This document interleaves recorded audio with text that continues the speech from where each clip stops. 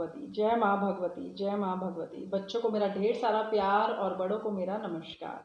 मैं हूँ आचार्य सपना श्री और आज नवरात्रों का तीसरा दिन, माँ चंद्रघंटा। दोस्तों, जैसे ही माँ का नाम आता है बहुत सारा प्यार और बहुत सारी प्रोटेक्शन फील होती है ना। जब हमारी जब तक हम अपने माँ के अंडर रहते हैं टेंशन ही नहीं रहती। कोई बात आती है तो माँ को बता दी, तुरंत खत्म, माँ ने उसका हल निकाल देना है। डांट तो बाद में पड़ेगी पड़ेगी, लेकिन हल जरूर निकल जाएगा, हम उस परेशानी से निकल जाएंगे। हर बार की तरह जैसे मैं कहती हूँ कि नवरात्रि शुरू करने से पहले अपनी माँ के चरण स्पर्श करके उनसे ढेर सारा प्यार लेके फिर हम अपने नवरात्रि शुरू करेंगे, नवरात्रों की पूजा शुरू करेंगे।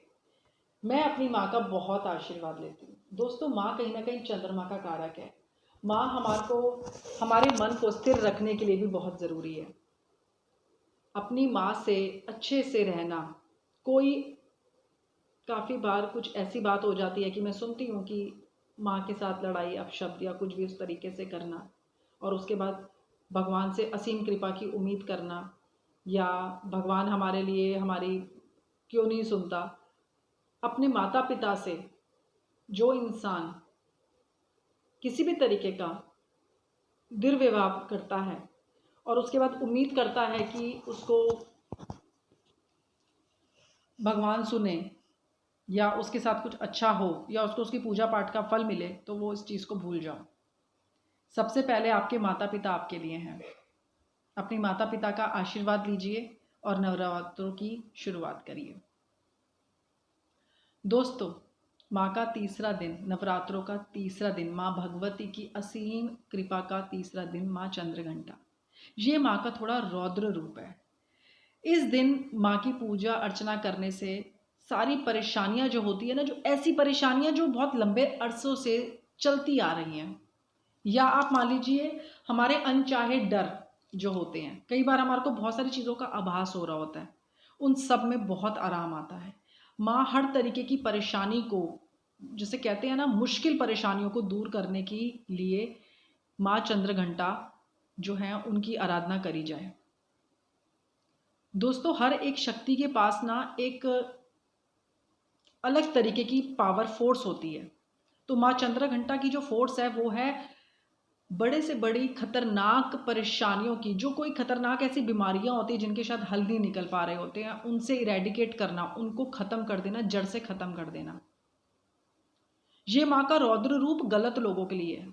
माँ के बच्चों के लिए माँ का रौद्र रूप नहीं होता। माँ अपने बच्चों को हमेशा प्यार करती है।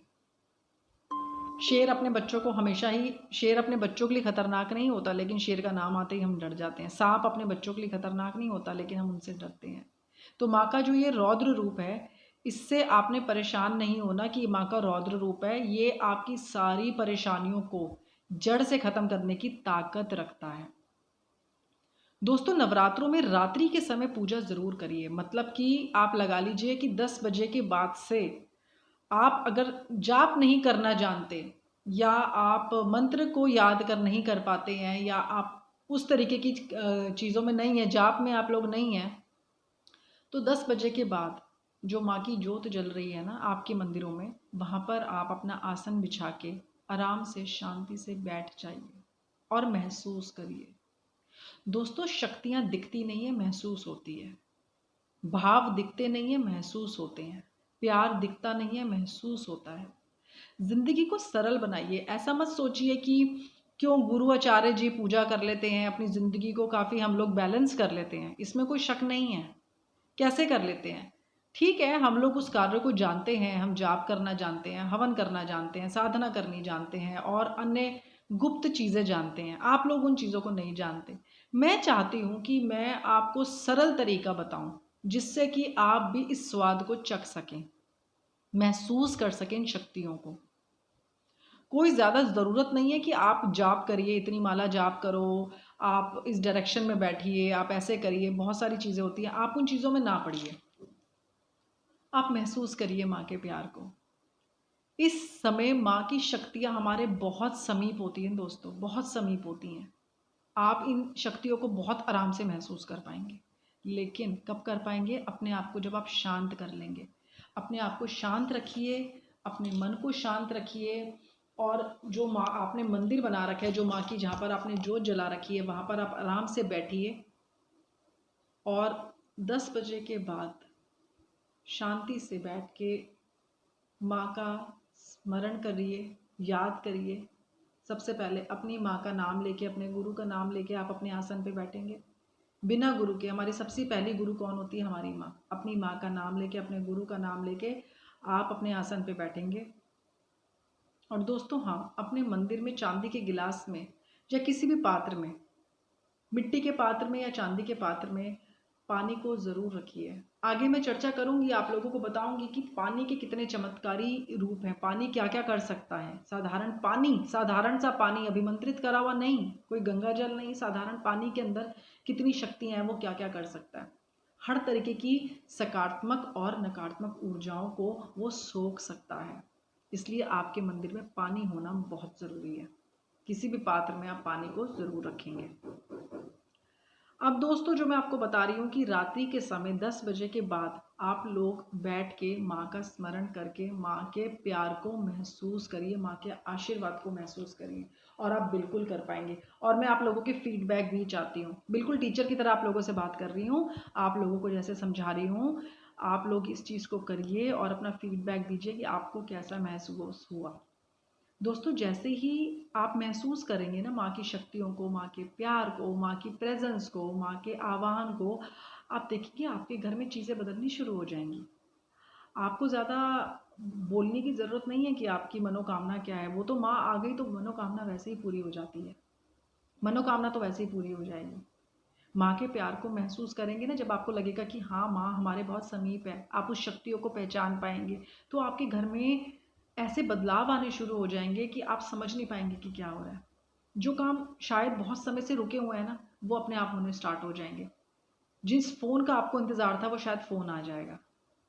तो दोस्तों ये काम आप ज़रूर करिए। और इस किस्मत के द्वार को जिसकी चर्चा मैंने आपसे करी थी, अगर आप इसको ऑर्डर करना चाहते हैं तो नीचे दिए गए नंबरों पे आप ऑर्डर कर सकते हैं। ये मेरे हाथ से खुद अभिमंत्रित हैं, ये मैंने अपने हाथ से इसमें शक्ति डाली है। आप जब इसको मंगवा लेंगे, इसकी शक्तियों का आभास आपको खुद हो जाएगा। मैं ये नहीं कहती कि कोई भी चीज़ जो है ना वो सिर्फ लक्ष्मी माता को खींचने के लिए है, आपके घर में बरकत पड़ेगी, पैसा आएगा, नहीं। हमारी ज़िंदगी में और बहुत परेशानियां हैं।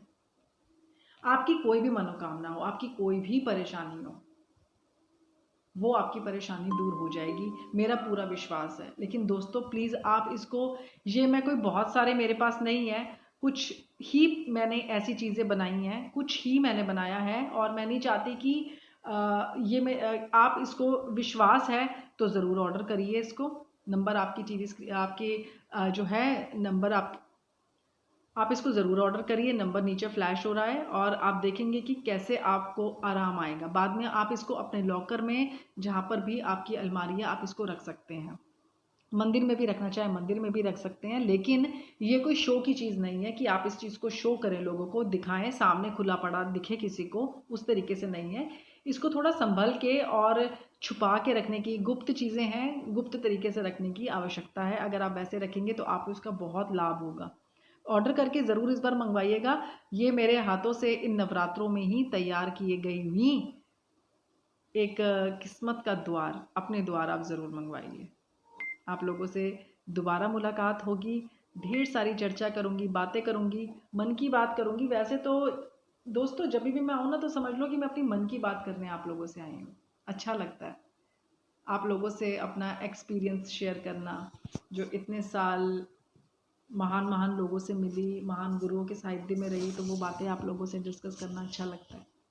दोबारा आप लोगों से फिर जल्द मुलाकात होगी, तब तक के लिए आज्ञा दीजिए।